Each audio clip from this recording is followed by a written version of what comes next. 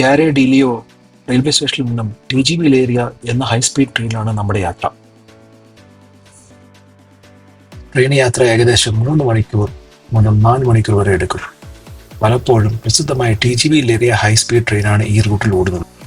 ഞങ്ങളുടെ final destination Lucerne സ്റ്റേഷനാണ്. Swiss pass ഉള്ളതിനാൽ നമുക്ക് ബേസിൽ SBBയിൽ ഇറങ്ങി അവിടെ നിന്ന് സ്വിസ് പാസ് കാണിച്ച് ലുസേൺ സ്റ്റേഷൻ വരെ പോകാം. അങ്ങനെ 3 മണിക്കൂർ 20 മിനിറ്റ് യാത്രയ്ക്ക് ശേഷം നമ്മൾ ലുസേണിൽ എത്തിച്ചേർന്നു.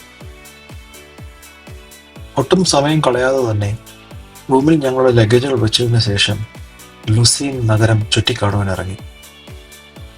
ലുസീൻ സ്വിറ്റ്സർലാൻഡിലെ സെൻട്രൽ റീജിയനിലെ ഏറ്റവും വലിയ നഗരമാണ്. ഇവിടെ ഏകദേശം 82,000 ആണ് ജനസംഖ്യ. നഗരം പഴയകാലത്തെയും ആധുനികതയും ചേർത്തിണക്കി നിൽക്കുന്നു.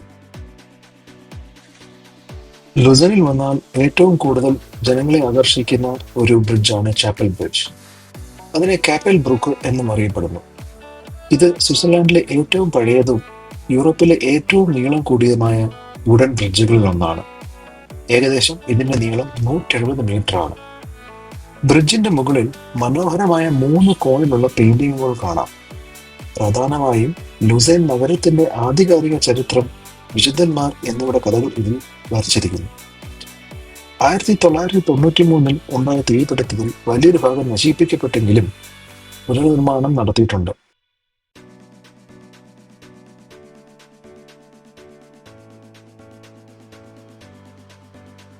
റിയൂസ് റിവർ നദിയുടെ ബ്രിഡ്ജിലൂടെ നടക്കുമ്പോൾ മനോഹരമായ ഒരു കത്തീഡ്രൽ ഞങ്ങൾ കണ്ടു.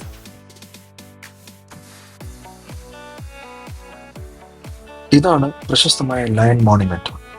ലൂസന്റെ ഹൃദയഭാഗത്ത് സ്ഥിതി ചെയ്യുന്ന ഈ ശില്പം ഫ്രാൻസ് വിപ്ലവ കാലത്ത് കൊല്ലപ്പെട്ട സ്വിസ് ഗാർഡുകൾക്ക് സ്മാരകമായി പണി കഴിപ്പിച്ചതാണ്. അത്ര വലിയ ശബ്ദങ്ങളൊന്നുമില്ലാതെ ആത്മാവിൽ തൊടുന്ന ഒരു സ്മാരകം തന്നെയാണ്.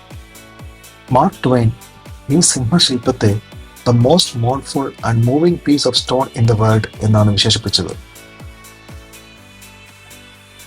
വെളിച്ചം മങ്ങി തുടങ്ങിയപ്പോൾ ലേക്ക് ലൂസിന്റെ തീരത്തെത്തി. ആൽപ്പുകളുടെ പശ്ചാത്തലത്തിൽ ഇളങ്ങുന്ന നീലജലത്തിന്റെ സൗന്ദര്യം കാഴ്ച കൊണ്ട് മാത്രം വിശ്വാസം വരുന്നില്ല. തീരത്ത് നിന്ന് ഞാൻ കണ്ടത് കായലിൽ ചിതറിയ വെള്ളി അഴകുള്ള സ്വാനുകളാണ്. ഇവിടെ നമ്മുടെ ദിനം അവസാനിപ്പിക്കുകയാണ്. പക്ഷെ യാത്ര ഇതുവരെ മാത്രമല്ല.